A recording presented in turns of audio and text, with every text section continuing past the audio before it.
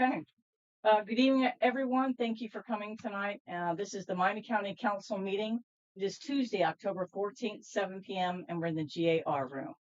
If we could have Councilman Sailors lead us in prayer and then follow with the Pledge of Allegiance. We can't hear? Okay. Father God, we just come before you tonight, Heavenly Father, praying for your wisdom, your knowledge, your insight, Father, for the development of Miami County, Heavenly Father, in all areas. I ask your blessing upon each and every one here and in the county. Amen. Amen.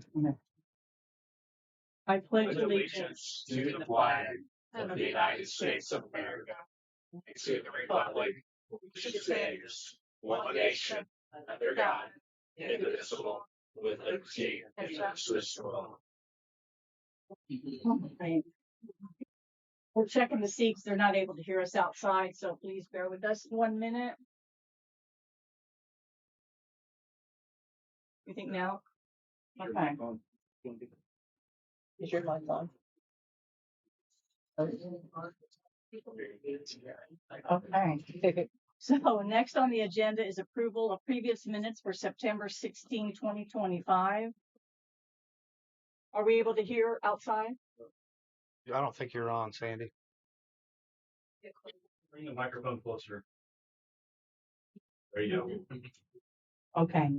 Is that better? It's better. Yeah. Okay. Do I have a motion to approve the September 16, 2025 County Motion. Council meeting Motion. minutes? Do I have a Second. second? Great. Any questions on the minutes? If not, please vote. Aye. Aye. Aye. Aye. Aye. Motion carried. Thank you. Next on the agenda are appropriations and transfers.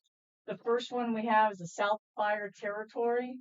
It's $12,000. That will be from our lit economic development. Do we have any questions on that, on the South Fire Territory? Yeah, so just a reminder on this. This is a proposal that was received from Baker Tilly to help do a assessment of what it would look like to create a territory in the Pike Creek District. And so our participation in this is to pay for it. That'll be ran with Chief Chilcutt and all of the township trustees. So the commissioners will still have to approve it and execute that agreement, but or the request that I have is to pay for that out of lit economic development. So Great. Any questions? Yes, the do not exceed. What is that? 12,000. 12,000. Yes, sir. Yep. And there's no execution. This is just a study. If the township trustees make a decision that they want to move forward, they'll have to make that decision. This is just for the study. They can't hear out. Oh, they can't. We're gonna have to. Pull the mics closer, I think. So I guess we all need to have our mics This is closer. off. That's on. All right. Does that answer your question, Brian? Yes. Okay. Do I have a motion to approve? Motion? Second. Yes. Great. Any further questions? If not, please vote. Aye. Aye. Aye. Aye. Aye. Motion carried. Thank you. Next on the appropriations and transfer is psychiatric and physical exams for $8,000 and then interpreter services for $7,000, and that is with the courts. Do I have any questions on that before I ask for a motion? Do we know where this is being appropriated from? County General? Okay. Okay. I'll make a motion to approve. Second? Second. Okay. If there aren't any further questions, please vote. Aye. Aye. Aye. Aye. Nay. Motion 5-2. Next on the agenda is Jim Deniston with IT. These are for printers. It's a total of $19,302,000 for printers for planning. Planning is $8,755. Probation $9,722, and clerk's office is $825. Any questions before I ask for a motion? I know there was discussion on this about looking at lease versus buy. Do we know if that analysis has been done? Jim hasn't turned anything into me. I'll make a motion to table until that's been completed. Okay. Second. Okay. We'll pick one. Okay. If there aren't further comments, please vote. Aye. Aye. Aye. Aye. Okay. Motion carried, and this will be a table for the next meeting. Next on the agenda is EMA for $2,288.40. This includes the approved fire department, the ice machine filters, and EMA materials. I know we discussed this at our last meeting. Any questions before I ask for a motion? So same question on this. This is being appropriated out of general fund. Is that correct? Yes. Motion to approve. Second. Any other questions? If not, please vote. Aye. Aye. Aye. Aye. Aye.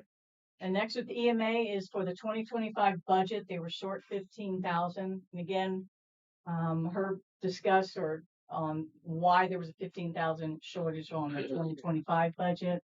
Are there any questions before I ask for a motion? Again, appropriated from general fund. Yes. Motion to approve. Second. Right. Any questions? If not, please vote. Aye. Aye. Aye. Aye. Great. Motion carried. Thank you. Next on the agenda are items for council action, and that is the 2026 budget first reading. And before I start the reading of the 2026 budget, I just want to let the public know that after I read the entire budget, then I'll open it up for public hearing. And if anyone in the audience has questions, and then we'll get them answered. And then after that, we are done with that, and I'll close the public hearing. And then we'll ask the department heads if they have any corrections that need to be made. And then we will get that those adjustments to the budgets. And we'll then set a timeline on when the corrections need to be made and sent back out to the departments that where the corrections will be taken care of. And then we'll get a date when it needs to be sent back to the auditor's office so that we are prepared and ready for the final budget reading and approval on October 28th. So we do have time to get any adjustments taken care of. All right. Better put these on. Okay. One, clerk of circuit court, total $329,761. Clerk of Superior Court 1 and 2, total $195,050,096. Those don't work. Clerk of Election $231,500. Clerk of Voter Registration $53,390. Auditor $278,563. Treasurer $213,349. Recorder $115,834. Sheriff $2,508,249. Jail $1,270,701. Surveyor $103,663. Drainage Board $6,100. Extension Office $156,925. Coroner $228,787. Assessor $71,301. Prosecutor $378,300. IVD Child Support $328,427. Circuit Court $198,330. Superior Court $194,275. Probation $507,492. Courthouse $360,092. Planning Commission $302,397. Veterans Administration $58,168. EMA $227,356. Weights and Measures $18,999. Soil and Water $68,798. Commissioners $5,015,027. County Council $96,103. CASA $109,071. Public Defenders $854,560. Superior Court 2 $189,430. For the total of the county general fund is $14,670,044. User fee, drug and alcohol $45,750. Lit economic development $1,415,000. Lit certified shares, 721,302. Lit specials purpose, 1,944,392. Clerk's record perpetuation, 27,830. Community corrections, 255,214. Sales disclosure county share, 3,000. Hume Bridge, 683,500. Hume Courthouse, 521,000. Drug-free community, 30,000. Enhanced Access Fund, 20,000. Health, 938,025. ID Security Protection, 7,500. GPHC funding, 315,938. Jury fees, 32,500. Local Health Maintenance Fund, 54,098. Local Road and Street, 663,000. Lit Public Safety County Share, 1,323,074. MVH Restricted, 2,200,000, sorry. Misdemeanor, 22,669. Motor Vehicle Highway Phase 1, 259,735. Motor Vehicle Highway Phase 2, 1,808,829. Motor Vehicle Highway Phase 3, 861,987. Plat Book, 12,000. Recorders Records Perpetuation, 106,350. Riverboat, 500,000. Supplemental Public Defense Services, 52,213. Surveyors Corner Perpetuation, 16,500. Local Health Department Trust, 67,551. Auditors and eligible deductions, 5,000. County Elected Officials Training, 14,000. Statewide E911, 451,755. Reassessment, 457,717.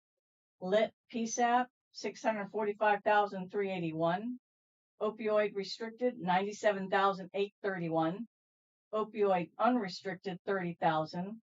Admin fee probation, 17,828. Adult probation, 142,600. Juvenile probation admin, 14,350. Deferral, 42,582. Local source E911 funding, 145,717. Miami County wheel tax, surtax, 945,000. Drug court user fee, 1,300. Local emergency planning and RTK, 16,365. Victims advocate, 46,463. Lead grant, 46,463. Soil and water grant, 40,865. Community corrections grant, 228,420. In-doc probation grant, 148,629. Problem solving grant, 10,500. 2021 doc grant, CRRP, 115,573. Probation service dog grant, 1,500. Probation incentives grant, 6,000. School liaison grant, 50,500.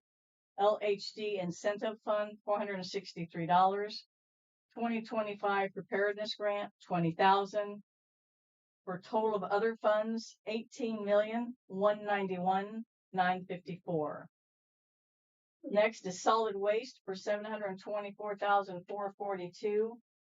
And then Hidden Hills, 46,737. The total county general, 14,670,044. Other funds, 18,191,954.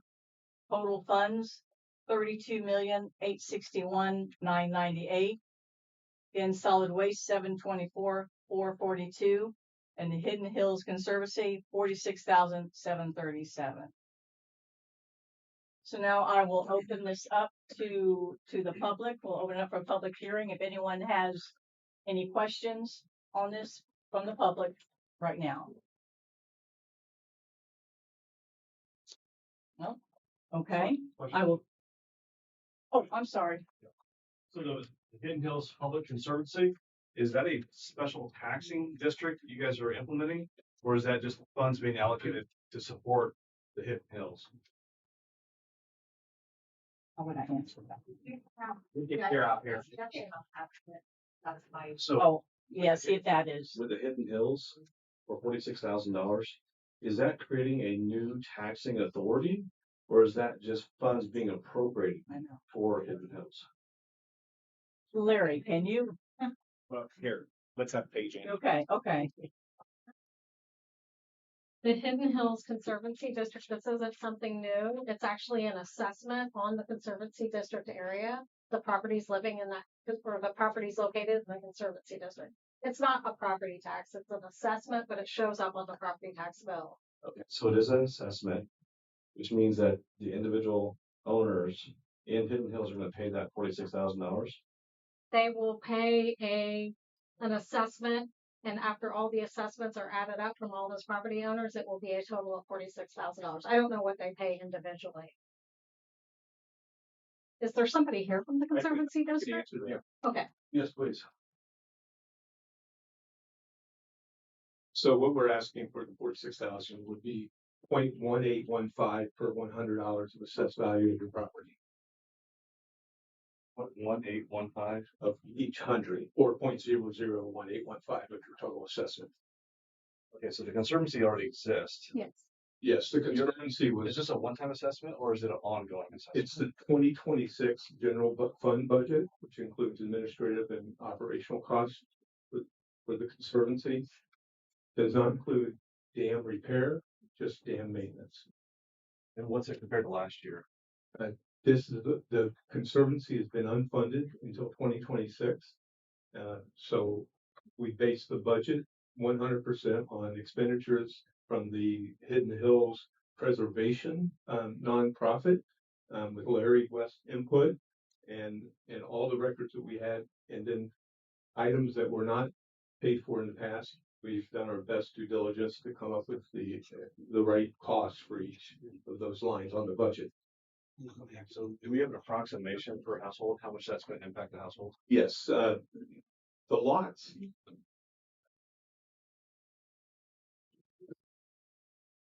The expected tax for a $750,000 property, which there's only a couple in the conservancy district, would be $1,361. For a $320,000 property, it'd be $581. This is total annual. And if you have a lot that's valued or assessed at $25,000, it would be $45 a year. So is this going to be ongoing then? Based on this, it sounds like it's the maintenance. Yes, the conservancy's been in place since December 6th of 2023. And this is the first year that we've instituted or submitted a budget so we can have operating and administrative expenses covered. Have we sought any funds from the city of Peru that we're paying taxes to? My knowledge, and I took over the chairmanship from Larry West just a couple months ago. Larry might be able to answer that better than myself. He's in attendance. Sure. Say that question again. So we sought any funding from other sources other than the tax, just the homeowners themselves. We sought funding from Peru, where we're paying a lot of taxes too. Jeff will be, the board will be seeking grant money. We don't get any money from the city. So we can hear out here. Yeah, there's a lot of people out here that's very interested in this. So my question is, have we sought funding for this $46,000 from our existing tax contributions? We pay taxes already into Peru. And so we're looking to see, like, have we sought other ways to fund this money or the maintenance of this project other than just applying the simple method, which is tax the existing residents more? To my knowledge, we have not had any avenue of collecting funds from the city of Peru. The majority of this budget is mowing, dam maintenance, electricity, utilities. There's a insurance cost involved. There's attorney fees. There is they have a conservancy. There's a high level of technical knowledge that needs to be procured and that nobody in our neighborhood has, so we seek counsel for that. And that is also part of the 46,000. So I'm not objecting to the things that are occurring, the mowing, the things that are needed. What I'm concerned about is that this area pays 3 times the tax rate, and we're not getting any services in the same proportion as what we're paying taxes for. So what I'd like to do, and is it Mr. Allen? Are you representing Hidden Hills, or who represents Hidden Hills? Where's it at? I believe that's my district. Yeah. Okay, so what I'd like to do is for you to table this portion of the budget so we can do more due diligence on finding alternative funding sources and seeing if this is appropriate. I'm opposed as a resident at 739 North Betty Lane to be assessed an additional $1,300 per $750,000. That's just absurd when the property taxes keep going up. There's no limit. There's no accountability to that. I need to see that we've sought other sources for funding, and then also we've sought all sources for reducing the cost of this. So I'm not at all comfortable with this budget line item. So, Well, there's a question. Yeah, go ahead, Brad. You want to say something, Brad? so, correct me if I'm wrong, but I believe this conservancy district was petitioned from the owners of that property. This is not something that the county sought after. It was petitioned from the owners to create it. So it flows through here because it's going to appear on your tax bill, but this is not something that the county council has petitioned there. Mr. Frank, correct me if I'm wrong, but you'll have to forgive us for a lack of knowledge on it. This was petitioned by the homeowners out there that asked to create this district. This was not something that the county. Yeah, come on up to the mic. I'm not opposed to the conservancy district. I'm not here to argue that it's not legitimate. What I'm saying is that's a heck of an assessment to be placing on the landowners out there. I'm not okay with this additional assessment. Yep. And so the board that was created for that conservancy district has created these numbers. That's nothing that the county council here has. Come on up to the mic. There's someone else that would like to say something. The last meeting that we had for Hidden Hills was, we were promised a plan, a full spread of what was going to happen with the money and a plan to fix the dams. I don't object to having the dams fixed. However, we need a plan to see an entire budget that is fully accessible for these dams to be fixed. And we haven't received that. And we were told in our last meeting that we would receive that plan. And so that's why we are objecting. Okay. And do you mind stating your name so we have it for your record? My name is Jeff Hicks, and I'm at 989 West Kim Road in Hidden Hills, Area 1. Thank you. You're welcome. Okay. So do you have an answer to her? Yes. So at our August 28th meeting where we adopted this budget as a board to put in front of you today, we had questions around the long-term plan. We're working with the DNR now. The initial plan, it's a 300-page document, has been submitted to the DNR. They've come back to us with about 15 questions. We are formulating our response to those questions. And when we resubmit, I have notified the entire conservancy of this, that we will share that resubmitted plan when it happens. Nothing in this budget has anything to do with repairing the dams in the DNR plan that we have to submit. This is operating expenses. If we don't do this, we won't have mowers, we won't have electricity at the entrance, we won't have any of the things that we enjoy in Hidden Hills. And at less than $500 a month for the opening price point in our neighborhood, and $1,300 a month for or $1,300 a year, excuse me. Yeah, that would be a totally different story. We feel that that's very nominal and well worth what we get out of it to be able to live in such a beautiful community. Okay, so you will be, when you get that information from DNR, or you will then communicate with the When homeowner. I respond to their questions, I will make the entire document available to the entire Conservancy District. Why doesn't Russ Beller take care of those dams? Huh? Well, He came to us a couple years ago and wanted us to pay so many millions to fix those dams. Well, he built the dams, but he didn't build them according to code. And then the DNR caught it. Now he wants us, and he took us to court. So why is that not his responsibility?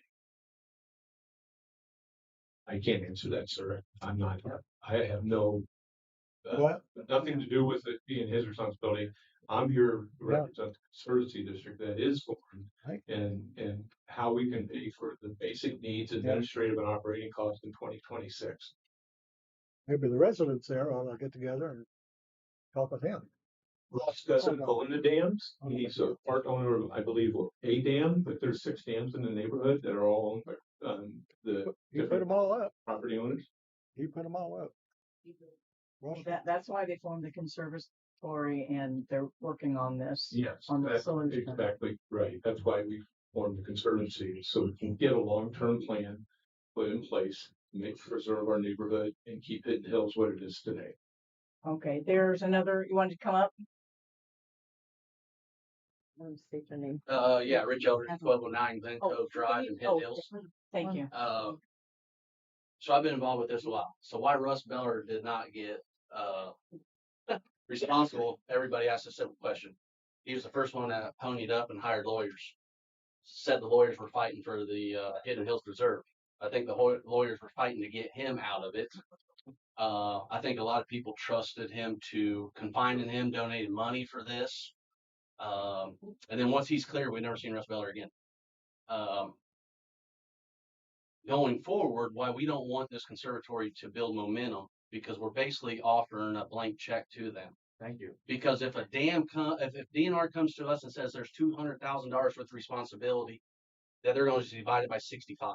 And this is an endless open checkbook that we give the conservatory. Thank you. So a lot of people doesn't just want to, like the $1,300. Oh well, here it is. Move on. That makes sense. But the more momentum we give the conservatory, which is generated by mostly dam owners, which has the responsibility through the DNR now.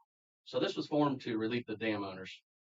Flat out, let's just pull it up front. So Russ Beller got free, the dam owners got free, and now 65 people that want to live in a nice area is going to open up a checkbook. And I presented it to them that most of these people who are fighting for this conservatory has businesses. I got a business. I get asked every day what my fees are.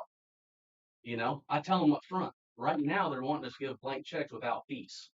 Why that is because they want the pressure off them. So anything you guys could help us, not to help the conservatory build momentum, would be greatly appreciated by about 55 residents out there. But in a nutshell, we know why Russ got free.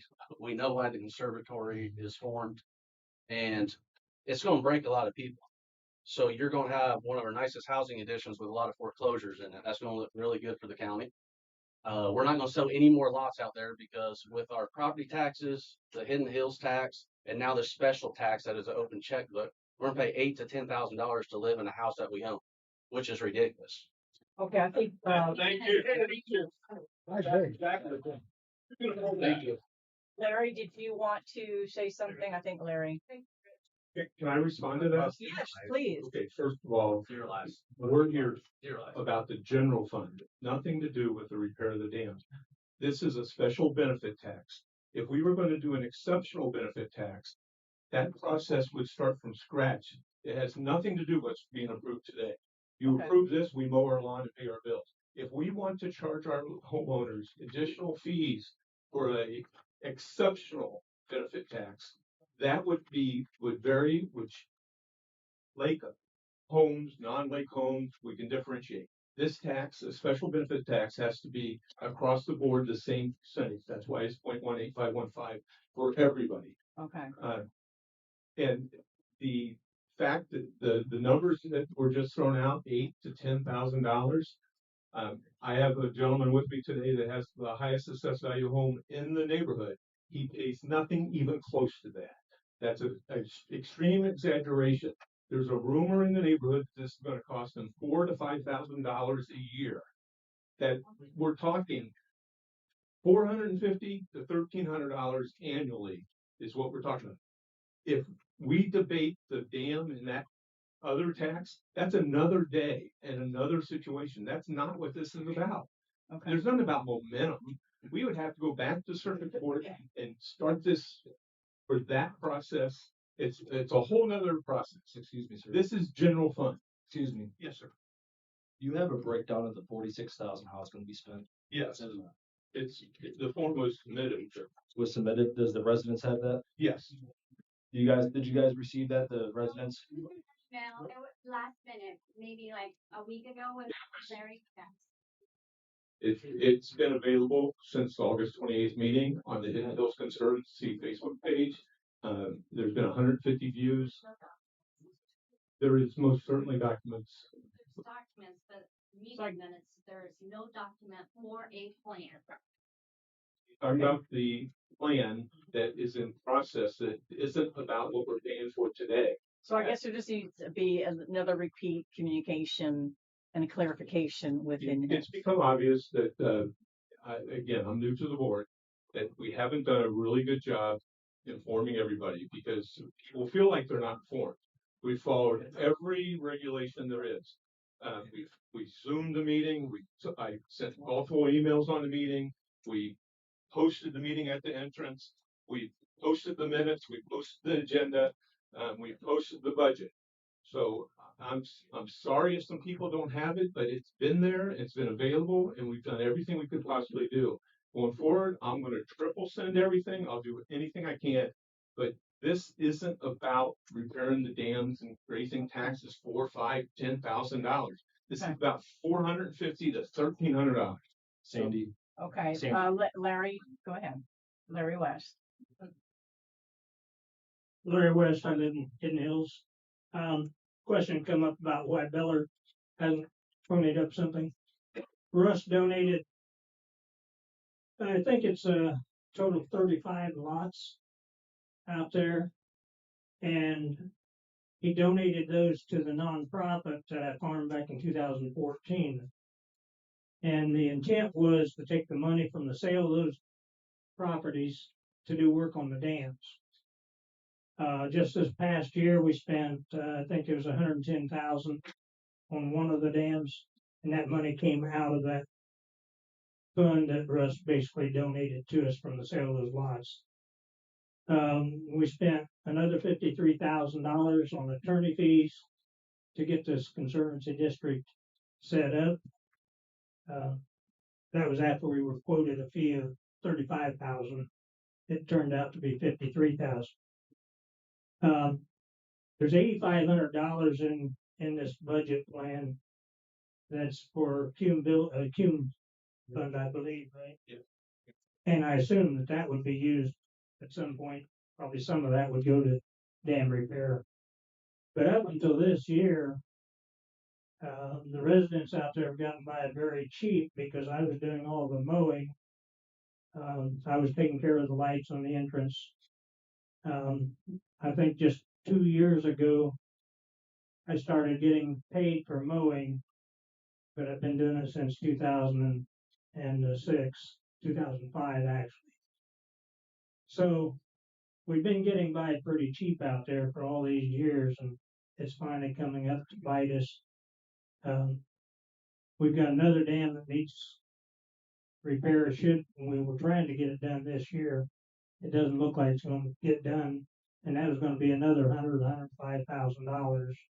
And again, that money would come from the sale of lots that Russ donated to the conservancy district or to the nonprofit. So Russ has got a lot of money already to repair the dams. And we've used, I just mentioned 100,000 this past year. 2 or 3 years ago, we spent another 16,000 on a couple of dams doing some immediate work on spillways. So we have spent money on the dams. There's a lot more that needs to be spent. I've got concerns like everybody else.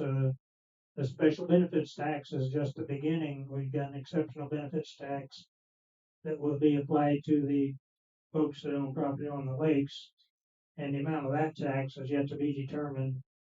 And actually the ownership of the lakes and the dams is yet to be determined.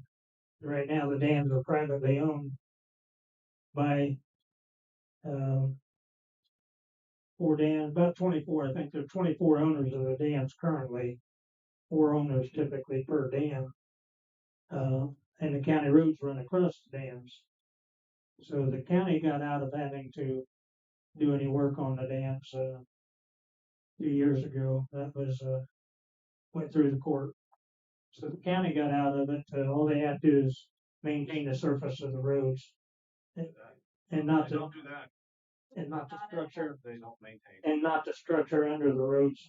Everywhere else in the county pays for the structures, the bridges that roads cross. So Hidden Hills is unique in that respect, that the county does not pay anything for the structures that support the roads. Okay, thank you, Larry, I appreciate. What's the your time. condition of those roads? Pardon?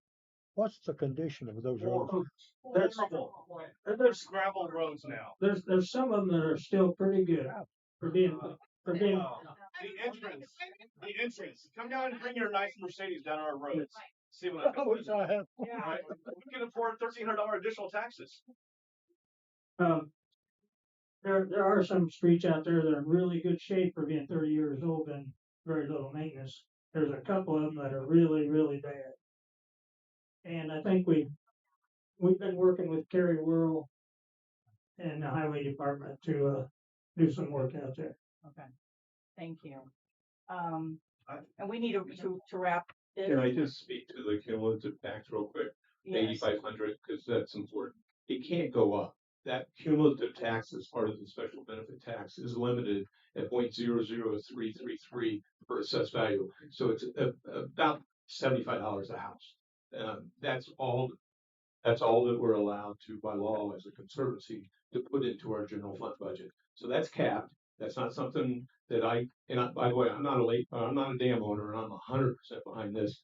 And most of the residents are, or we never would have got the conservancy passed initially because we had enough residents interested in moving forward with the conservancy, and that's why we have a conservancy and why it was approved by the circuit court in December 23. Okay, just a couple more questions or comments. Okay. When's your next meeting, sir? I'm right here. Oh, I'm sorry. It's okay. When's your next board meeting? Our next board meeting is the election meeting in January. January. So far, we've had 0 people show interest in joining the conservancy. So we currently have 1 vacancy and 1 person does expire. Okay. Excuse me, please. Yes. Okay, what's the date? Yeah, come on up. Do you have the date on that, sir? No, I know it is regulated on a date, but I don't have it. Okay, with me. I'm so sorry. when you have a date, I want to know when it's going to be, and I want to go to this meeting, Thank you. Thank you. and I'm going to be there. So a time and a date, and I would like to be there. Okay. Thank you. Yes, yes, please. Speak up just a little bit more. And name. My name is Dr. Virginia Adejoko. My last name is spelled Adejoku.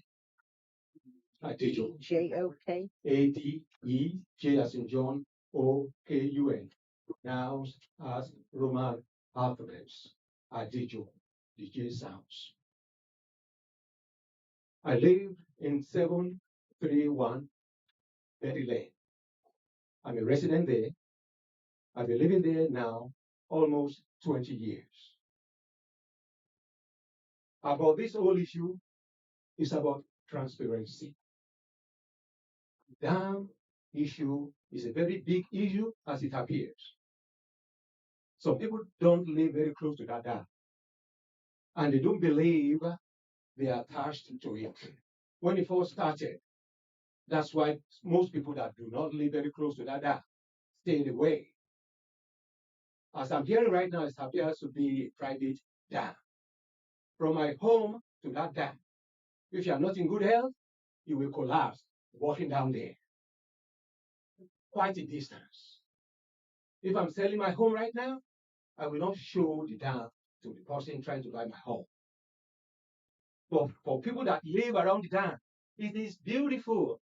I don't even fish over there. That's the reason why most people living there stayed away when it comes to that dam. There was a petition when it first started that most people signed. I signed it too. What do I got to do with that dam? I don't even live very close to the dam.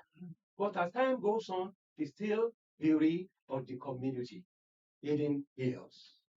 When I heard there's going to be a private tax on people living there because of the dam, I'm concerned, as most people that are here tonight. Not only concerned, angry. The roads are bad. I will give the highway department kudos. They've been good in coming over there to patch the roads. In front of my home, if you go there right now, please visit there sometimes. Just, it's right here. Drive around. I live in 7th Street. The circle, some people call it the, when I get excited, I talk too fast. So I'm trying to calm myself down. Take your time. There's some people call it teardrop. In front of my property right now, the road is bad. When it rains, it is muddy. Sometimes I mow that circle. Still, I live around there. But when it comes to that dam, we want transparency. Let people know what is going on. As time goes on right now, I'm feeling, I don't even drive around the dam, but it's right here in Hidden Hills. Larry, I'll give you kudos. Listen, I'm about transparency. Okay. Anything I will say behind your back that I will not say to your face, I pray not to say it at all. I see you all the time, and I come to you sometimes. I've not come to you lately, and I'm still come to knock on your door to see how you doing. See you changing the lights and everything. I like that. Mowing the lawns and everything that they're just now paying you. They should have been paying you a long time ago. But you're doing a good job. You can't do it alone. We're all getting older. I'm not trying to say that. Okay, Sandy. There's no public lights over there. Is it the responsibility of the county? When I drive there at night, my wife wants to take a stroll at night, 7 p.m. when it's getting dark. It's a public access. Please don't go out. There's no public lights. When they're talking about utilities, what are you talking about? Just mowing? No public lights. There are so much things. Please, county members, take the time, just drive around. And I'm begging you, if you can take over the dam, take it over. Let's know it now belongs to you. You are not taking care of it. So if something happens, I can call the highway department or somebody to come and please do something. And please, the sheriff department, you're doing a good job. We pray for you, safety out there. Please drive around the area sometime. Because when I'm going to my house, sometimes it's so dark, you will say something to it. He was driving behind me. I drove past my home because I didn't want to drive home. I was worried until I saw him. Then he waved at me and I went back then I turned around and went back home. But there's no light. And anyway. Can I Can I interrupt? Why don't I come out and take you fishing? So it's something I hear, and there was someone else who wanted to speak. I think she's coming forward. Anyway, we need to wrap it up, but it seems that your board meeting in January is very important for your homeowners to attend. Absolutely. Okay, go ahead. I just had a I could make a lot of statements about the dam, but I won't do that right now. Thank you. But anyway, on the road conditions, if any of you would like to drive down Raccoon Hill Lane, not Raccoon Hill Road, but the lane where I live, that road has never even been finished. It's never had anything but just a base layer. It's being torn to pieces by all the big trucks and everything, 4-wheelers, everything. It doesn't matter. Okay. And the highway department said they have no money. That's what they told me 2 years ago. There's no way they could ever do anything about it. It needs to be finished the right way the first time, not chip and seal. That lasted about 2 years. But that road has never been finished where I live. So I would appreciate if somebody could look at that. Thank you. And Great, thank you. I would, Just so you know, no one on the Conservancy Board disagrees with pretty much anything she said. Our roads are horrendous, and we all agree with that. And we pay a great deal of taxes, and we wish we had better. We'll talk to results. the county about that. Okay. I mean, Okay, we got one more in the back. I got One a more. question Was there- here. Yep. You're looking at roads, and it's all public record. So 6 years ago, I bought lots out there, and I went to. Oh, so 6 years ago, I bought lots out there, I couldn't. I went to the county, went to the court system. They said they didn't have funding to put in a county road so I could build my house. So I got video and invoices from 6 years ago. I had put in a county road to be able to build on my lots. I maintained that. Never seen a plow truck, never seen a weed eater, never seen nothing on both sides of the county road for the last 6 years. You raise my taxes, no big deal. I give that to you. But Larry got out the commissioner's board that fought me for getting my road in. Threatened you guys. So then you guys extended the road. So now I got neighbors, but we all live on gravel road. And I was told the county didn't have funding. But I called the county a few weeks ago. Now I got neighbors. And when I put in the road, I was cheap and I didn't make it up to state code. So I went 12 wide, try to fit 2 vehicles now on 12 wide. So now I'm going to have my family driving off into snow ditches and stuff that I plow the road because the county can't get me a proper road. So if you're looking at roads, it's the only one that stirs up dust. And if you see the edge of my yard ruined because I'm tired of washing my vehicles, so we drive through my yard just to get to the Mediocre County Road. Is that off of Kim Road? Is that where your road That is? Kim Road and Glencoe Drive. Okay. But yeah, it's narrow. I talked to Kerry, I believe your supervisor, and he said he would get to it, but I have neighbors moving in really, really close. And now I got to stop on a county road if I see somebody coming. Safety hazard for my teenage kids. So if you put that on a priority list, that would be great for the safety of my family. Okay, And thank I you. need, I appreciate. I would like to have your contact and the fellow behind you and then the lady behind him. If I could get that, so I can make contact with you folks and then You got a pen and paper, I'll start telling. I don't want it over the. It doesn't matter. I got nothing. I got caller ID. I won't answer. But I don't have to. Okay, I'll one get last, you. yeah. If we have, now we have the taxing authority, the special conservatory, what about the HOA for mowing? Where is the homeowners having, you talk about the homeowners having a voice? That's what the HOA is designed for. So why isn't the HOA? We don't have an HOA. Yeah. We absolutely have an HOA. No, we don't. We have a Hidden Hills Preservation's nonprofit organization. It's not an HOA. There are some. We have an HOA? No. So there's, we just go. The restriction, is that it? They're treating it like. They are treating it. Well, then that's another discussion at your January board meeting. Okay, thank you all. I appreciate you coming here and talking. I'll give my name and number on this and. Okay. Yes. And then Thank their, you. their names and numbers also. Yeah, I'll give them all. Okay, thank you. So Perry's not here tonight, he's in the fields, but, for him to know those And what's state going your on. name, please. Janet Hughes, Okay. Miami County Highway Department, Office Manager, ERC.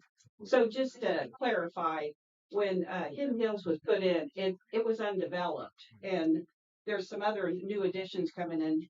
We are not in the business of developing roads, so some of those were not done correctly, the sub roads on that. So that's been the drama with that, and we're getting ready to get a couple more new subdivisions in, and typically the developer develops the road. So that's why it was that way. We have at least 112 miles of gravel roads in Miami County, and we've been flipping them. So I understand but there are people that's been living on gravel roads for years, so. Yeah, but I will say that NDOT has been paying a maintenance fee for Glencoe Drive when it was a cornfield. So I called NDOT and they actually been sending money up this way to service and take care of the Glencoe Drive before I bought the property, and it was just a cornfield. So you missed one out of hundreds. So yeah, it is an undeveloped road, and so hopefully But there's usually NDOT more money. to it. So it's a little deeper than that. So Okay. just letting Okay. you know. Thank you. Thank you all. Are there any other comments on anything else? Oh, there's a hand. Yeah. Before the council gives a blanket approval for this budget, is there a method that you want the residents to get back to you all? That's a good question. Mark, any thoughts on that or Paige? It seems like Mr. Scott's gonna go to the next board meeting. Maybe he can report back afterwards and see what happens. That might be one way to do it. But essentially, the assessment that is being complained about, the county doesn't set, the county can't stop it. The only thing the county can do is appropriate the money so that it can be spent by the Conservancy District. The money flows through the county since it's an assessment, but we don't set it the rate, we don't stop the rate. Who stops it? If the residents have grievances, who stops it? The board. The So, Conservancy Board. so there's no point in getting back to this group here. So we need a special board meeting is what it sounds like we need for the Well, homeowners. I mean, you can update the council on what's going on, but they can't do really what you're asking Can we object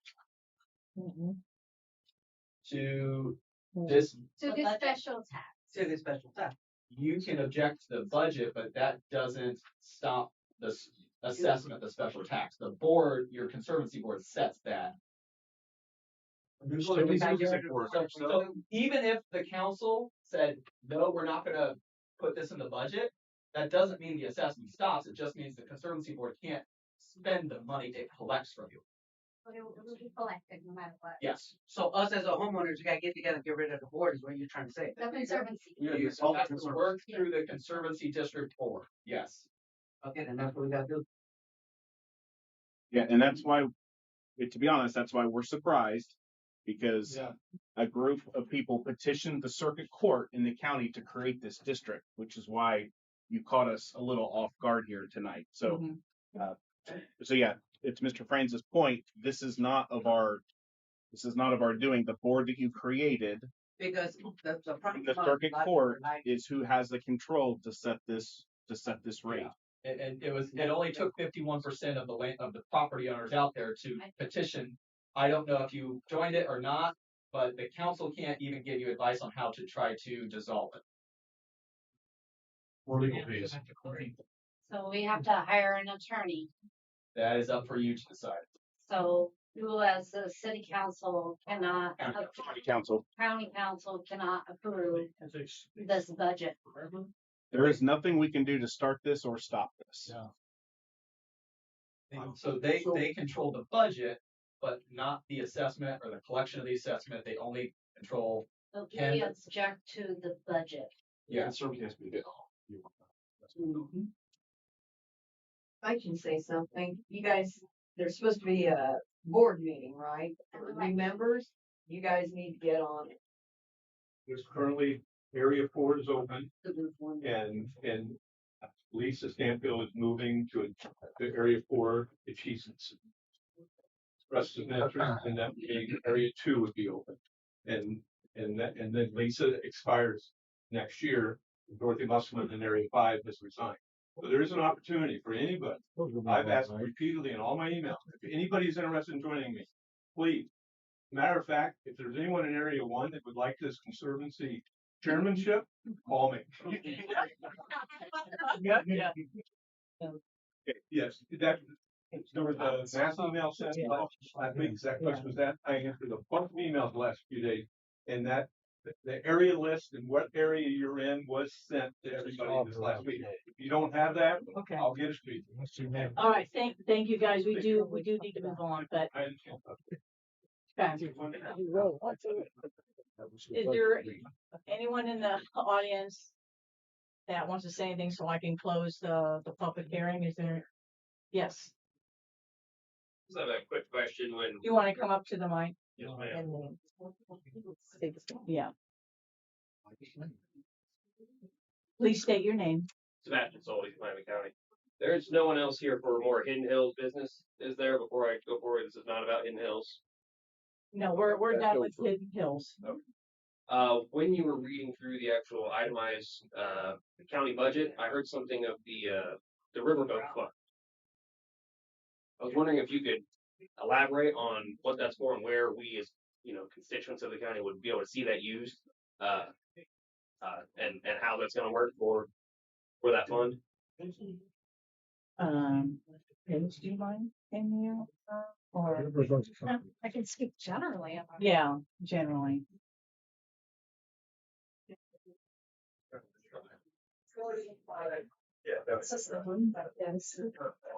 Okay, so the question is in relation to the county's riverboat fund.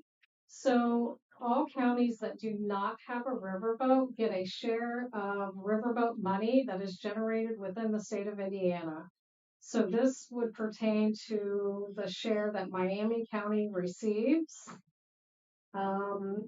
There is a budget. Let me see if I can find what the budget is.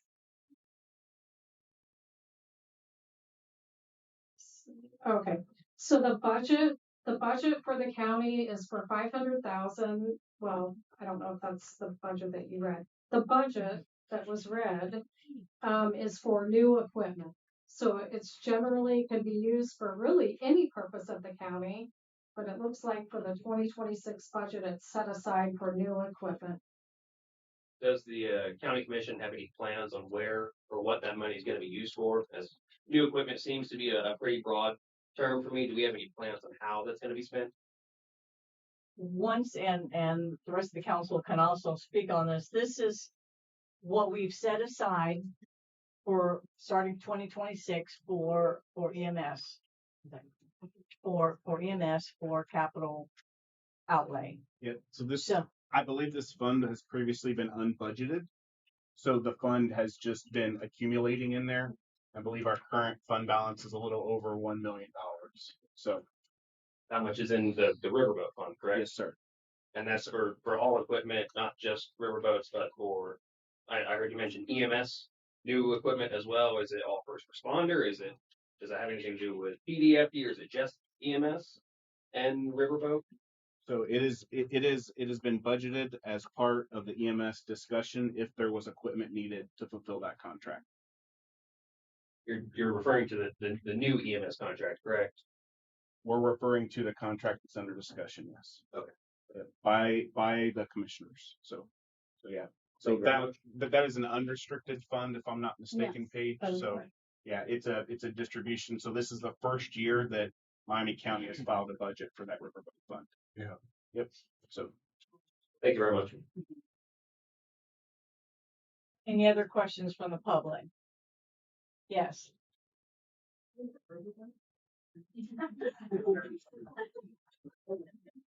Miami County has a riverboat? You didn't know about that? Oh, Ferris Foreman, Miami County. So is this a blank check for the commissioners? Or it's like they can use it for anything, it's appropriated for EMS, but the riverboat fund can be used for anything? Is that how I understood this? Even if they decide not to use it for EMS? So there's a separation of duties of the county government. So the council is in charge of the budget and appropriating money, but the commissioners are the ones that actually execute those contracts. Yeah. And so that's kind of how the separation of duties. So this body sets the budget, and as Mr. Krantz just talked about with the conservatory district, we don't execute any of the contracts. So for example, if they said there's $10,000 of supplies, the commissioners are in charge of making sure that there were supplies used, were they staplers, were they whatever, but the council just appropriates that money and deals with the tax levy. Right. I didn't know how strict it was when you guys approved this budget, and how transparent the budget is at the beginning when you guys approve it. Like, well, stick so I'll to just it strictly. Yeah, I'll just give you another example. There's a reassessment contract that are tons of fun, and the county is up for bid for reassessment. So we have put in a number there, knowing that the assessor and the commissioners will have to in 2026 negotiate a budget and then execute a contract. So, they've asked for that money, and then that's kind of the separation, the separation of duties. If they need more money, then they have to come back, which is just like the appropriation that we just did earlier in the meeting. Okay, thank you. Yep, you're welcome. Any other questions before I close the public hearing? All right, public hearing is closed. Now we'll open it up for the department heads. If there's any adjustments that need to be made on their contract, if they could come to the mic and speak up. Okay. And please say your name. Jerry Ann Braley from the Miami County Health Department. Our budgets were sprinkled throughout, so I may have just missed this one. The lead grant for $1,244. I didn't hear that. I didn't hear you read that. I did not read that. I'm not sure whether you did or not. I did not hear it. I heard you read it. Okay. 8166 for $1,244. Okay. And then on 1161 Health First Indiana, that total was wrong.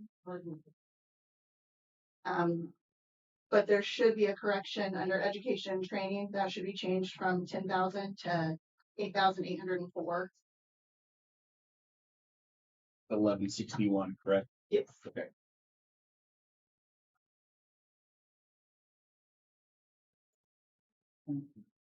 And so then the final total, would be 314,742. Okay. That it? Great, so we'll make that, adjustment and then get that back out to you. Jerry Ann, we're missing 1168 out of that. They did read that one. Did you read that one? Okay, 1206. 9175. Okay, we're all set. Thank you. Hi, Courtney Allwine with the prosecutor's office. I could hear 3 of the 4. The only one that I missed was the victim advocate fund. And it sounded out there like it was 86,000, which is way too much. What So that- numbers? I believe it's 81210.0266. Victims advocate. Yes. It was 46,463. Actually believe it should be slightly less. I believe it should be 43,027. That's the amount that we're approved for the focus. 43,027. Okay, Yeah. Good. right. We'll make that adjustment. Thank you. Okay, thank you. Any other department heads?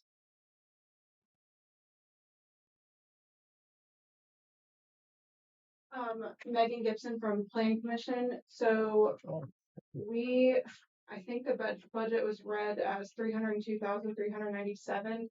We actually submitted 302,197, and I don't know where that extra $200 is coming from because all the numbers look the same as what we submitted and what we were emailed.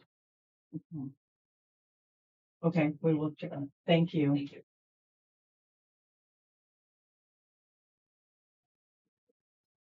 Anyone else? Any other department heads with the budget? No? Okay. Thank you. Next on the agenda is, request for audience, and the first one is the auditor update. I can pass these down. Okay. And Mark, and just for transparency from the commissioners. Do you want to mark? No. Mark France has it. Oh, already. okay. So I've been working with Mark France and this, sorry about that. I need the mic on you. Can you hear me? Okay. I already talked to the commissioners about this. It just basically just bringing awareness. Mark Francis working on the process of and during our balancing of all of the medical expenditures, there was an overpayment of a total of $86,790.69 over the past 8 years. And so we've been able to retrieve back $23,629.72 at this point. And Mark is working with us on and the insurance company on how to recoup the other $63,160.79. So again, I talked to State Board of Accounts and they just said I have to present these numbers to the commissioners and to the council. So this is just an update on that. Is this medical insurance or liability or what is it? It is medical insurance with Imagine 360 that was overpaid from over the last 8 years, 2016 to 2024. Over 6 months. Yeah, and that's a breakdown of the months on each individual person. So again, Mark's working on the numbers on how to handle that. This is just an information and that's all. Okay, thank you. Next on the agenda, Janice Hughes. Janice, yeah. And of course, Carrie, you said not gonna be, okay. Correct. I'll just guess real quick. You're fine. You're fine. So I have a letter here for a financial commitment letter. I'd like to read to you and get your approval. It's to NDOT, Kathy Eaton McCullough, CCMG funds for call 2026 financial commitment letter. Dear Miss Eden, the County of Miami, Indiana is pleased to submit an application for CCMG funds. This letter confirms our municipality has the match funds available for the projects that we have applied for on this call. The County of Miami, Indiana commits to the local matching funds equal or not less than 20% of the estimated project cost. The estimated cost of our applied project is $1,500,000. The Highway Department commits to match $500,000 from its MVH restricted and wheel tax fund. Anything over the anticipated CCMG $1 million award, the county will pay in 100%. So we're getting ready to submit our call for CCMG for Wabash Road and Paul Pike. I will need your commitment that we will hopefully get this grant. So looking forward. Okay, do you need, And I believe, Janice, they've gone down to just one call a year, isn't that right? Correct. yes, yeah. Went from 2, and that's why we didn't have a 2025 call. We did not know that NDOT's made a lot of changes. So You'll do the bridges first, right? we will do that structure, that 19-foot structure, and that will be out of local money. Unfortunately, that's going to be about $650,000. That's on Wabash Road, but we have to do it. And we'll do that prior to doing the roads. So I think I wrote down it's like 3.7 miles on Wabash Road and or 3.29 miles on Wabash Road, and I think 1.75 miles on Paul Pike. So we're going to get a lot of road done with that. The detour will be on Paw Pike.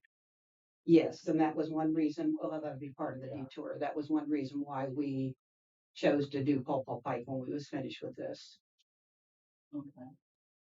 Do you need, So I need you to vote and agree to this. We have the funding available. I actually, initially, when we put in the budget, we put in 375,000 in CCMG. Well, we know this is going to cost us at least 500,000. That's without the structure. And so I put 375, so we're halfway there. We'll probably take the structure out of Hume Bridge and wheel tax. okay, That was not figured in the budget because that was before, you know, this budget's done way before we're working on this call. So that will And that's for 26 or 27, Janice? 2026. 2026, okay. This hopefully will be done in the spring of next year, spring, early summer. I'll make a motion to approve. do you have a second? Second. Okay, any further questions for Janice? If not, please vote. Aye. Aye. Aye. Aye. I'll need you to sign as chair, and then we'll present this to the county commissioners on Monday. Okay. So Brad, you'll be, hopefully approve that. Thank you, Jan. We're getting a lot of roads done with this. Awesome. All right, thank you. Mm-hmm. All right. Next on the agenda is Janet Bradley and Paris Foreman. If you guys could come on up front here, please.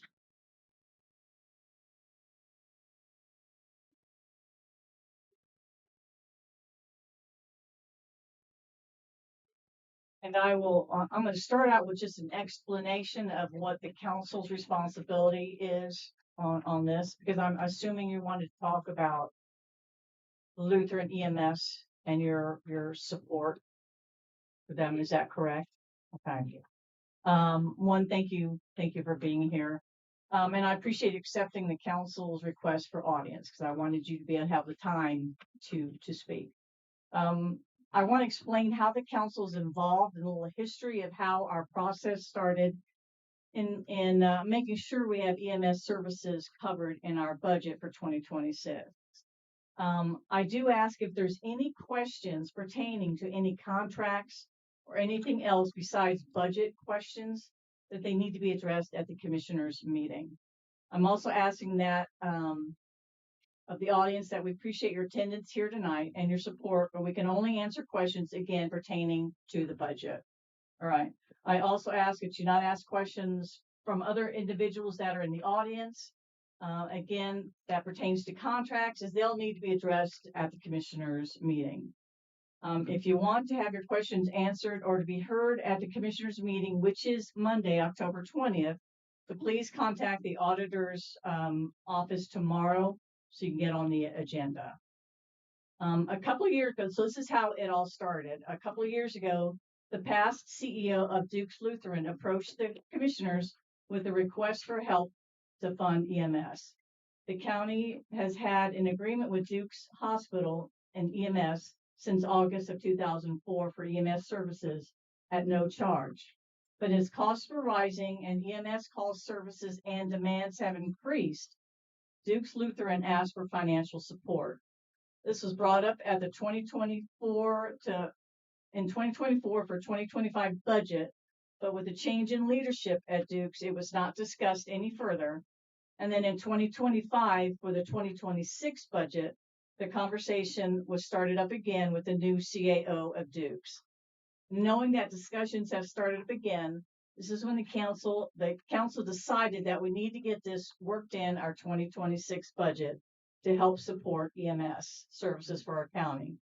We started with $500,000 from the riverboat, as was discussed earlier, for the capital outlays. But again, it's always better to budget over, when you set your budget. And then we also budgeted $500,000 for EMS services coming out of lit public safety.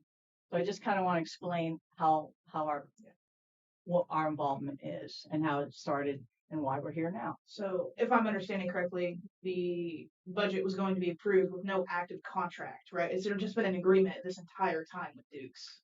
Right. And we have no active EMS contract in this county. Am I understanding that right? As far There's an agreement right that was in the, and Mark, you'll have to correct me if I'm wrong here. There was an agreement at the sale. There was an agreement at the sale of the hospital that the hospital would provide that at 2004 levels. And it's basically, it's a line item in that sale agreement. Mark, am I correct or incorrect? Yes, that's accurate. When the county sold it, part of that sale was that the purchaser, which was Duke's Hospital now, they'd maintain the same service that was being provided before the sale. I just wanted to clarify there was no contract and the money was going to be approved with no contract signed. Yeah, no, we can't do any contracting. Right. Yeah. I just want to make sure that I was understanding it correctly. Thank you. Always good to ask. Yeah. Okay. So please state your name. My name's Janet Bradley. I have a question regarding the Riverboat Fund. You said that part was 500,000? Yeah, and that's then it was what we 500 from the lit. Okay. Did they approach you with any other ideas as far as what to use the Riverboat Fund for, or was it strictly just EMS? We weren't approached by anyone. I mean, why we did this is that we just knew, especially with Duke's, with our agreement, that moving forward we needed to, and guys, you can pipe in anytime, that we need to provide some funds for the services. So that is when we looked through our budget where the best funding is for this. And that's so that was not requested by anybody. That was discussed in the budget workshops about, if there's a capital contribution that's needed, where's the best place to get that from. We have, I'm sure everybody's heard about SB1 that just got passed. So, there's a lot of levers that the county is going to have to look at for next year as some of the funding is changing. And so that Riverboat Fund, and I believe there's also like an opioid unrestricted, or some of the monies that come through distribution of the state that allow us to use those for capital type of projects. So. Okay, and the riverboat, I'm echoing. That's okay. How much do you guys get in the riverboat fund each year? About 125,000. Okay, and it just carries over. Yes. Yep.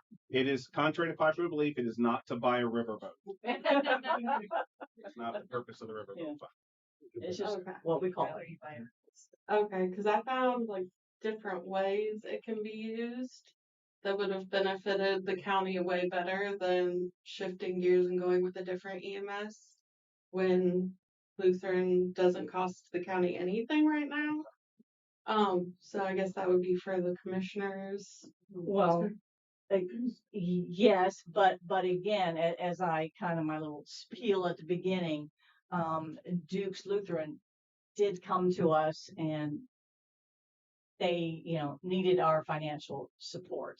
So listening to that, like I said, we talked about it last year, we talked about it this year, knew we've got to do something. So it's not with any other company or anything. We just know how important our EMS service is for our county. Yeah, I'm sorry. I've heard rumors that services have gone down.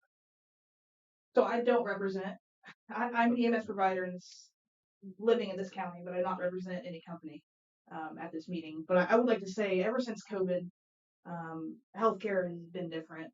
The costs have gone up. We are short-staffed. I could walk and probably have 20 jobs at this point if I really wanted them because everywhere is just so short-staffed. And so getting the extra funds to run an ambulance service, when Lutheran asked for that, I'm sure that they were trying to make sure their employees would get a raise or better insurance or something of that nature, right? And also letting the services expand and be better in this county.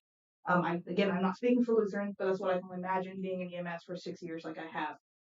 Every time that we've had a budget increase in every place I've worked, that has resulted in us getting better employees, better benefits, higher pay, because we do it because we like what we do and we care about the people. But also you have to make a local wage. When I first became an EMT, I made $8.25 an hour. That was 6 years ago. We've advanced, but we're not where we need to be. And people say, oh, you're asking for $500,000 for an ambulance service.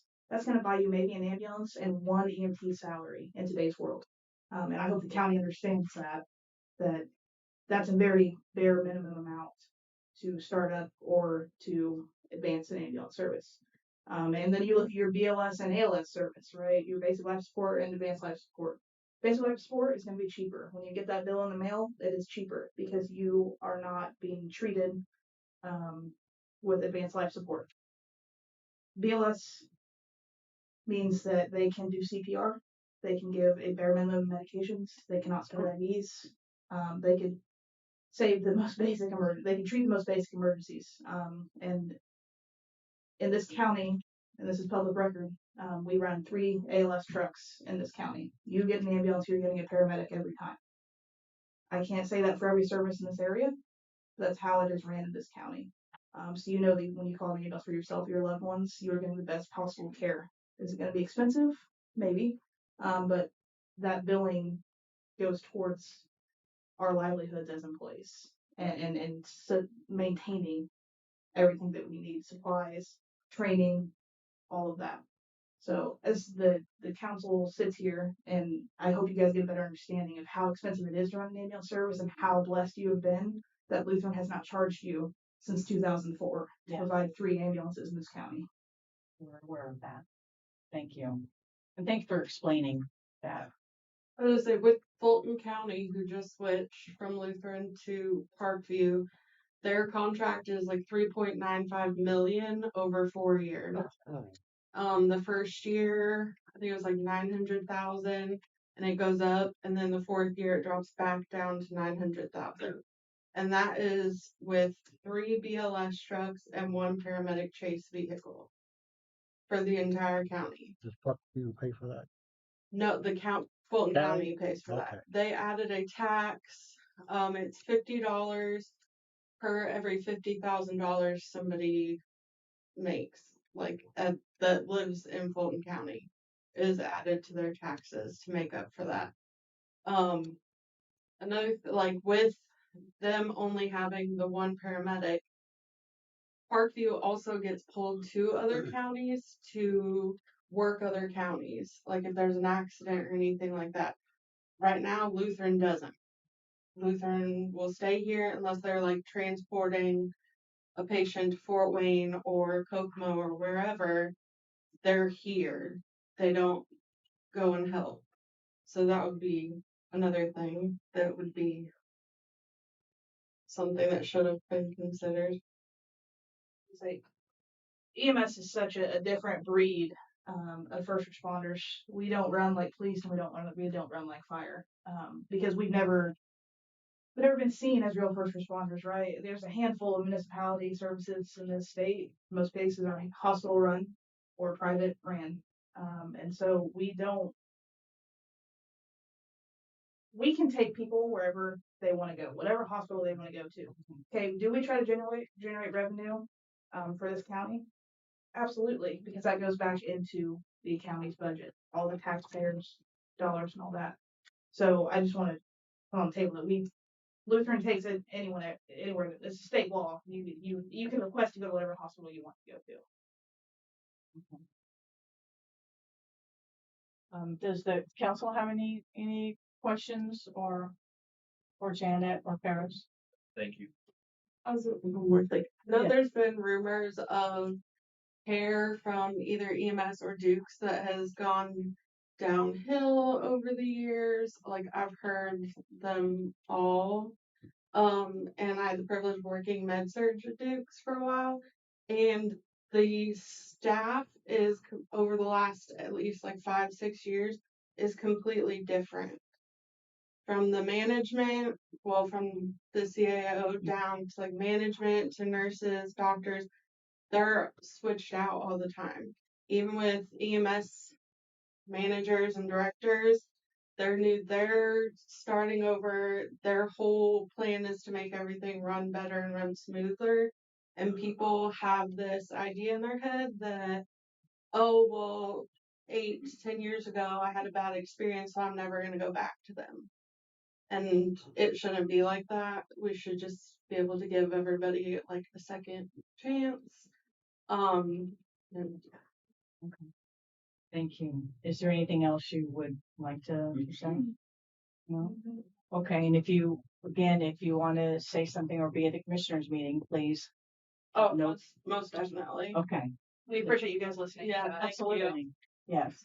Yeah. Thank you. I know, like, for my case, I have gotten tons of messages from like group members asking questions on how certain things, and I only know so much from my part working at Duke, so I've like leaned on Paris and a lot of the other Lutheran EMS who don't want to speak out right now. So I want to be able to help get their voices heard in this, and hopefully fix the situation before if the hospital would close, and I don't want to see that happen, Right. especially in this area. We don't have a whole lot of choices. So Right. And if you could be prepared with some of the questions and let the commissioners know at their meeting, it always helps, with them to answer them. So thank all you. right, well, thank you. Thank you. Okay, next on the agenda are council discussion and committee reports. I just have one. The Planning Commission met last week, and just a little, two things. One, the contract is now finalized for the demolition of the old Grissom Inn. Oh. So that bless you. That should start soon. The second thing is Corey and Megan have received a new certification in floodplain certification, everybody's favorite topic. But because of that, folks in the county will now get cheaper flood insurance if you have to, if you're in a situation where you have to purchase flood insurance. So big kudos to Corey and Megan for completing that certification. Great. Thank you. Any other comments? I know I'd like to do a couple congratulations here. I know one, congratulations to Annette Philippou for receiving her silver master pin with AIC Institute for Excellence in County Government. So excellent job, Annette. Yes. Yeah.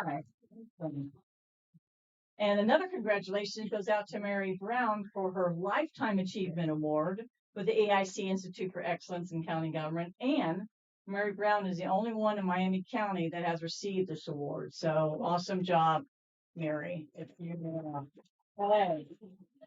Great ladies. Okay, next on the agenda is public comment. Do we have anyone in the audience that would like to speak? If so, please introduce yourself, and if we could please keep it to 2 minutes, we would all appreciate that. Sandy. Yes. I see enthusiasm. I am And excited. you can just use that mic right Hey, there. Sandy. It's my Sandy. 15-minute What? thing. Oh, what? The, Did I miss something? yeah, on council discussion, Yes. Oh, I- hold that thought.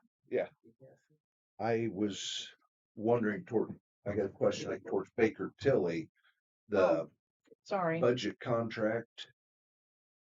What is the amount to date? I'm sorry, I do not have that information with me. I don't have my computer, Right, and then, but I can get that to you. Okay. and then the engagement letter. The engagement letter. So here's what I mean, I talked to Annette about this beforehand. It looks like the commissioners approved both the engagement letter and the scope of services because those are together. Those documents are together, but I don't think anyone signed that engagement letter. It was approved as far as I know, but nobody has signed it. The scope was signed, but the scope was signed and approved at the same time as that master services agreement. So I don't know why there's not an MSA, we call it an MSA with a signature. Oh, thank you. Okay. Okay, sorry. All right, okay, we're starting over. Public comment. Okay. Yeah. First we'll have, hold that thought, Elaine. Go ahead, hon. Come on back. Yes. Okay. Hi, I'm Cassandra Smith, born and raised here in Peru. Was born up here at Duke's Hospital Oh, my. years ago. I am basically when I was 18 years old, I started out as an EMT. Climbed the ladder, became advanced EMT. Worked up here at Duke's in 83, 84. And then I went to Logansport.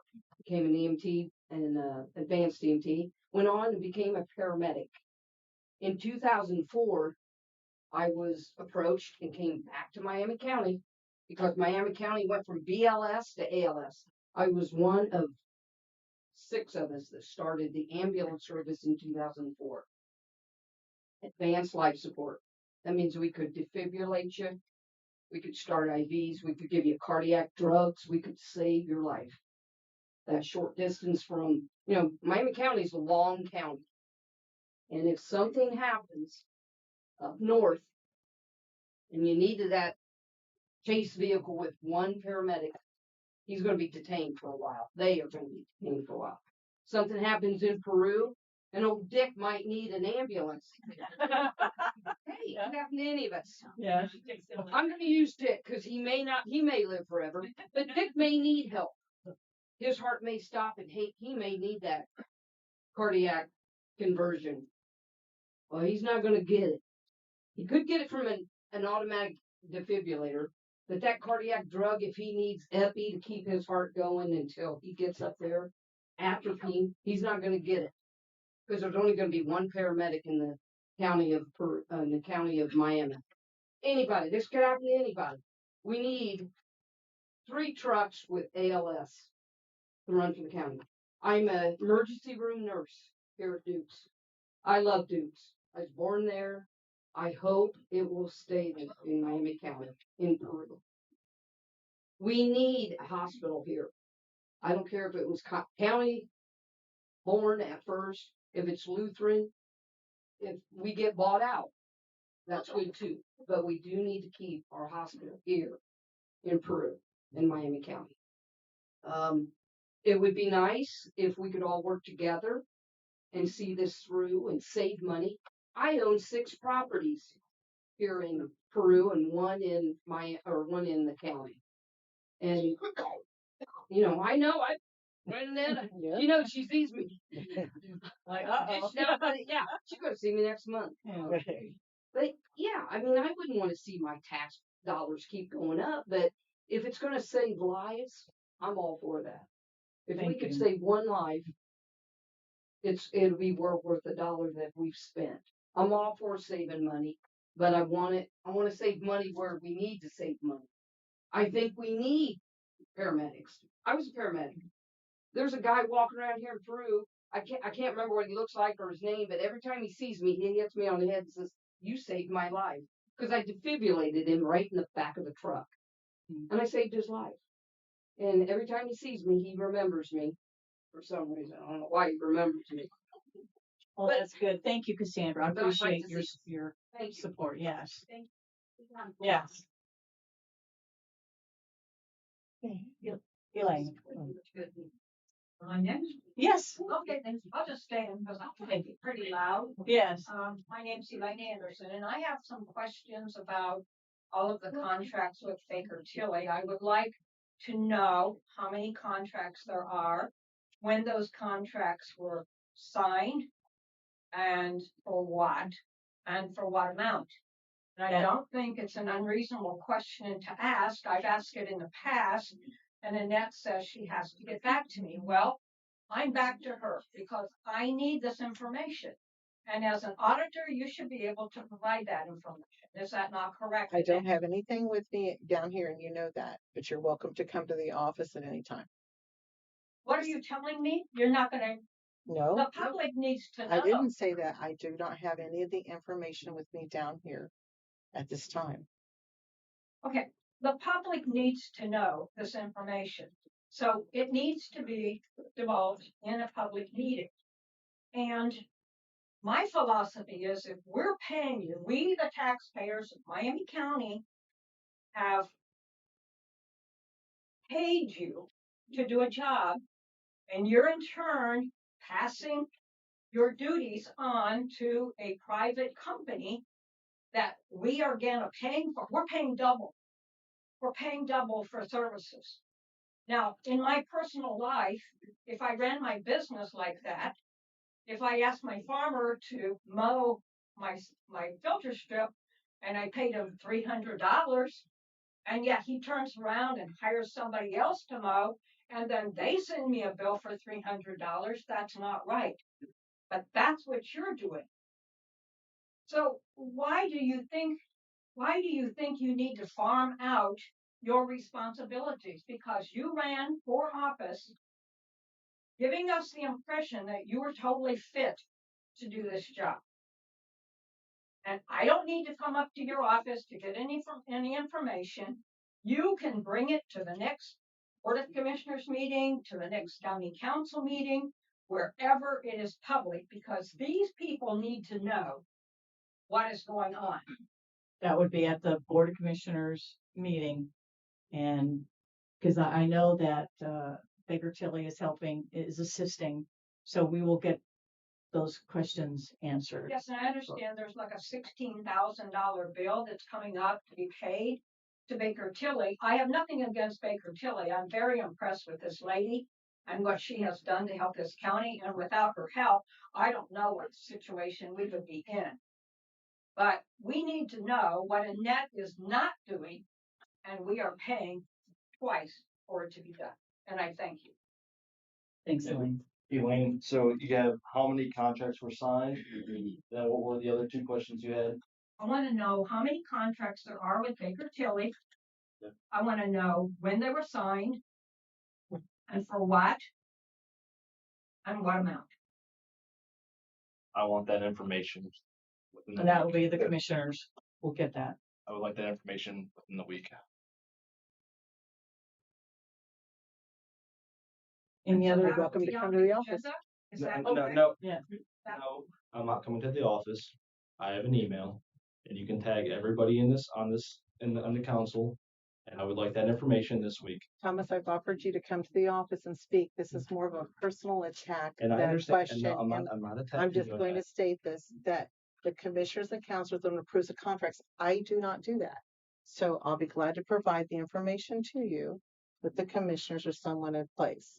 Okay, I can't keep taking PTO to come to your office. I've offered to do it anytime Okay, after here's office your too. email, so there's transparency.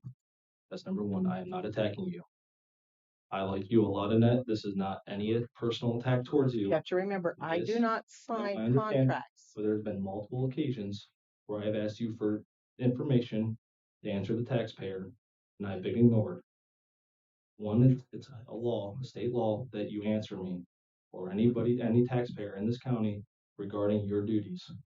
So for Elaine's questions, I would like to be CC'd in that or emailed so I can give Elaine that information within the week. We'll do our best.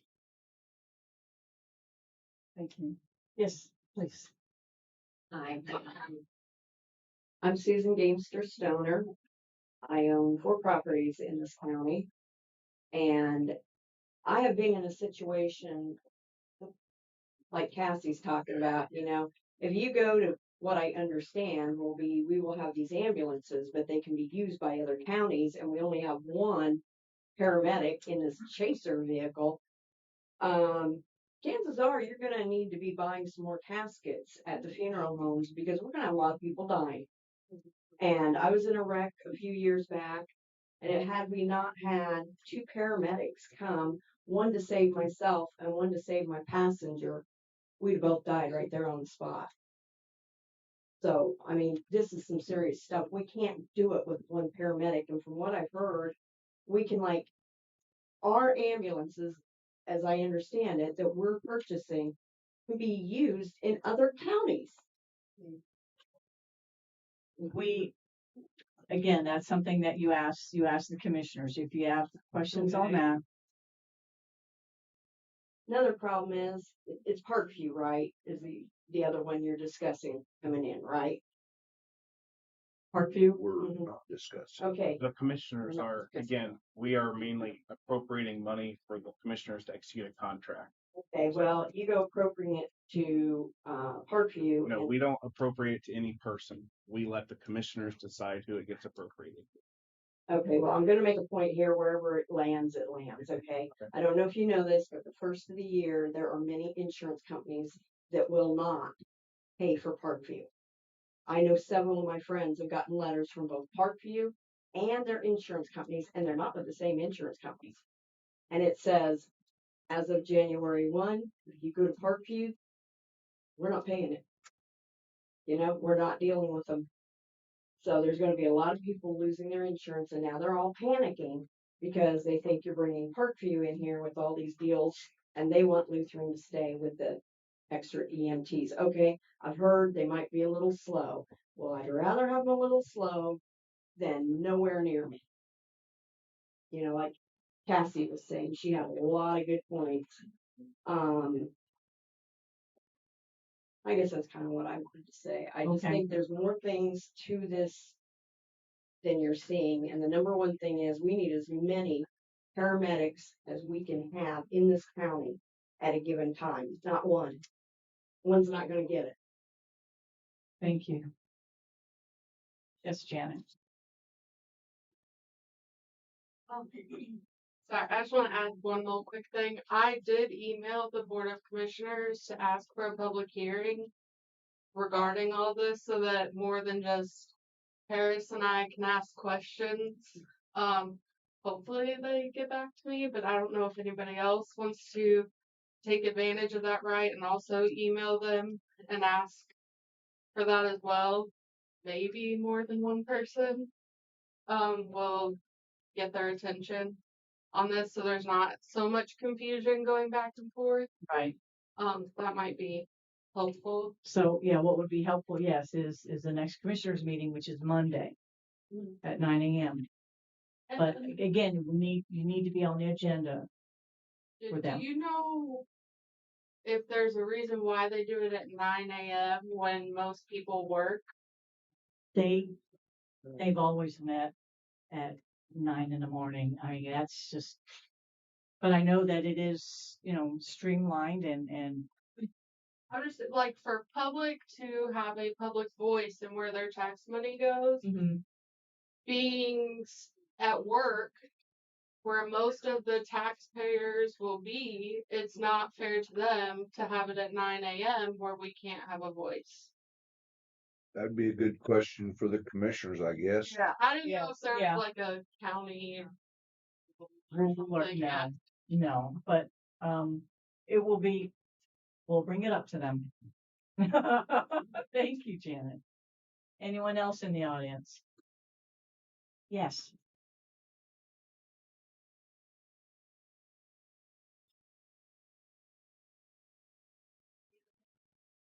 Good evening. My name's Kristen Moon. And I want you to know that I appreciate the things you were saying this evening about clarifying what role the commissioners play or what role the county council plays. But I want you to know that I personally publicly asked Brenda Weaver on Facebook what the cost of this plan would be, even an estimated cost, and she has refused to answer. So as a taxpayer, and I look at these division of powers, I'm asking you not to create this fund. If we've allowed the river boat money to sit there for years and accumulate, we should leave it there to continue to accumulate rather than fund something that is against the will of the taxpayer, that is not being shown any transparency, and we can't get answers to the most basic of questions about how it's going to function. So this fund shouldn't be approved. There should be changes to the budget, and there should not be funding for an undefined, ill-advised, publicly concerned situation with EMS. Thank you. Okay. And will you be able to be at the commissioners meeting to bring that up so they can answer your question? So I offer free counseling through the ministry that I work for starting at 11 a.m. Will the meeting be over by 11 a.m.? No, I don't think. Well, or just if you've got a question, maybe Annette she just call you and we'll relay the question for you to the commissioners meeting. I mean, I normally don't come to these meetings. I usually watch them on YouTube. Sure. And I haven't really seen questions being answered in those meetings, but I will come because you asked me to. Okay, thank you. Anyone else? Okay. Well, we're down to the last one for adjournment. Motion. Second. Hey, all in favor, say aye. Aye. Okay, thank you. Thank you everyone for being here. Do we have to sign any appropriations? We have to sign the appropriations, Sandy. I'm sorry. Appropriations, we have to sign any. Oh. Information they are requesting. I need to email that to you. Okay. Yes, it doesn't matter. They're gonna personally. I'll take that off the agenda.